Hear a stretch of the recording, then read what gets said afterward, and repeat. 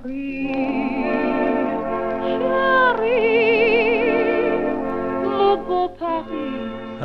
and welcome to Paris Set Me Free, Paris Photo Tutorials. Now we're going to head towards one of the absolute landmarks, especially amongst the English-speaking community here in Paris. It's right in the middle there, well, sort of, Shakespeare and Company. And we're going to look at a detail from that very, very special shop. Not the shop itself, not a picture of the outside, which we'll do some other time. But as I was looking at this picture, I thought, hang on, what's that dotted line there? And I zoomed in a bit, and I realised that that is actually the RER. That's the big train line which runs along the edge of the Seine. And what I didn't realise is that it actually just carries on under the river there. That's amazing. I hadn't thought about that before.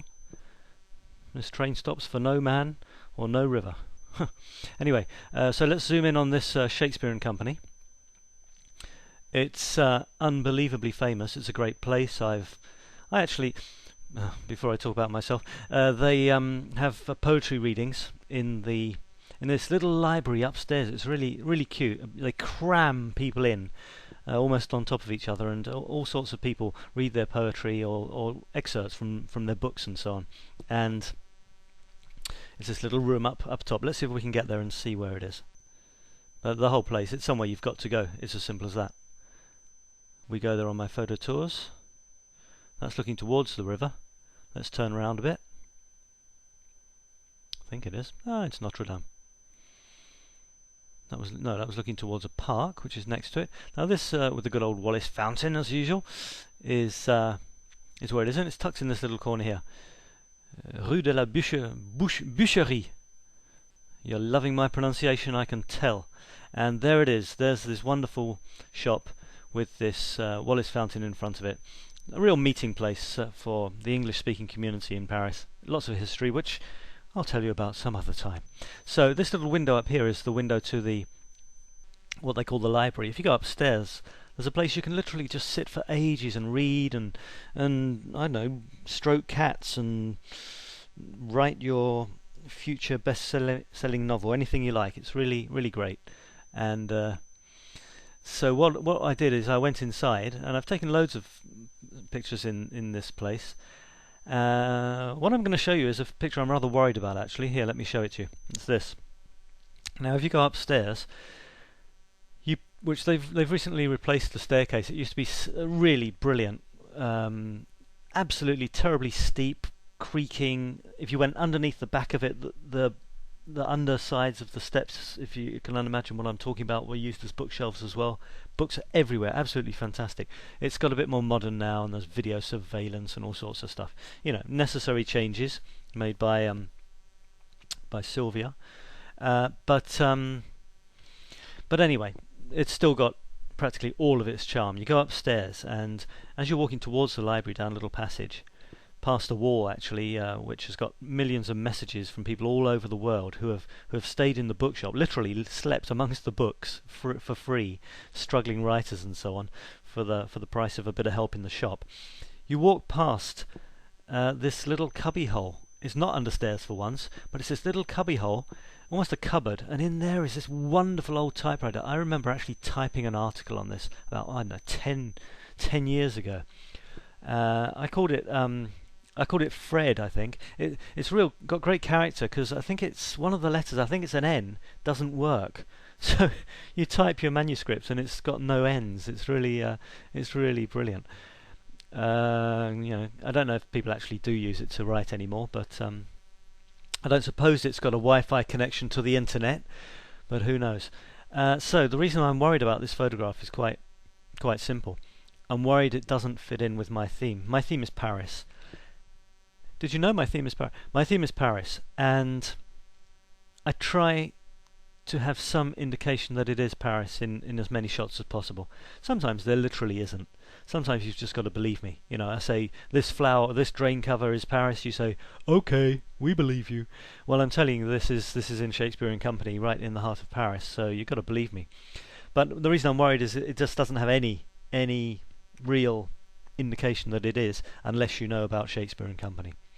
Anyway, I took it. It is.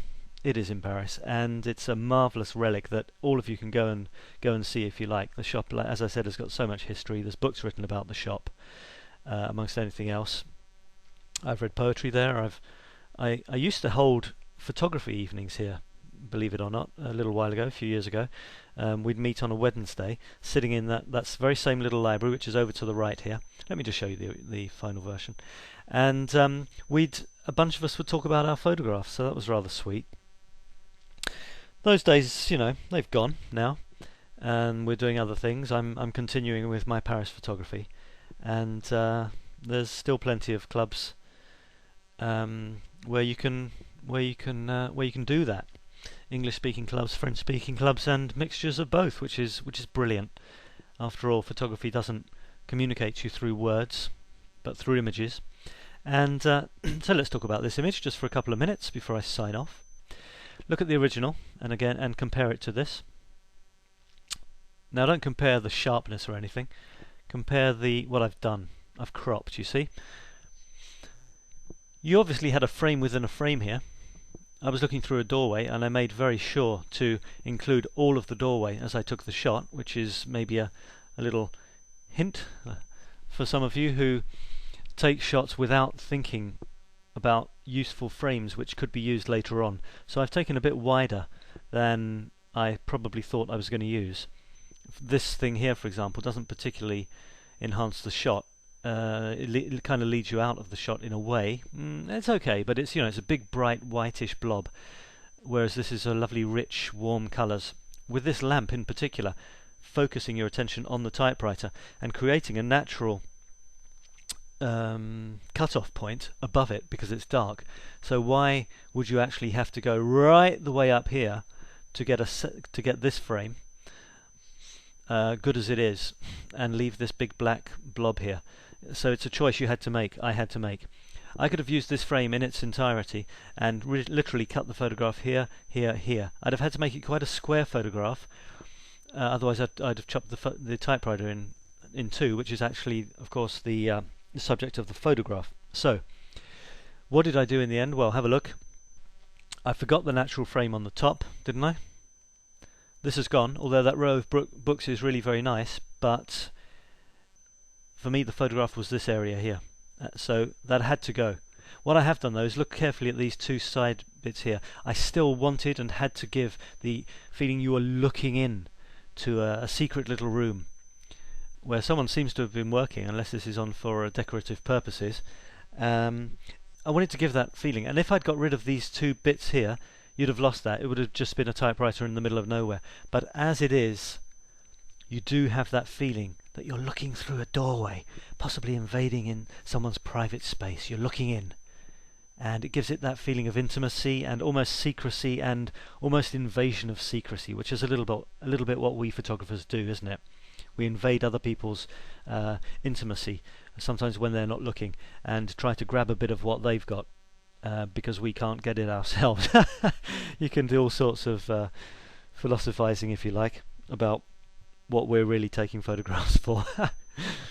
So yeah, so there it is, a real slice of Paris. I was just looking at this thinking I've got one a bit like that on my desk. A real slice of Paris. It is Paris.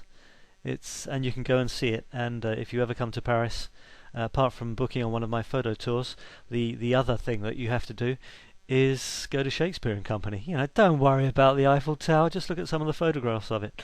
Go to Shakespeare and Company and buy a book. Tell them I sent you. Tell them Sab sent you. Okay, that's it for this time. Thanks for visiting. See a better quality version of this on the blog as ever. parissetmefree.blogspot.com. Do comment. I'd like to hear from you. And see you next time in Paris. Bye bye. Depuis que je suis à Paris, le jour et la nuit, je suis gris. J'ai compris la douceur de vivre. Je suis fou de joie, je suis ivre. Depuis que je suis à Paris.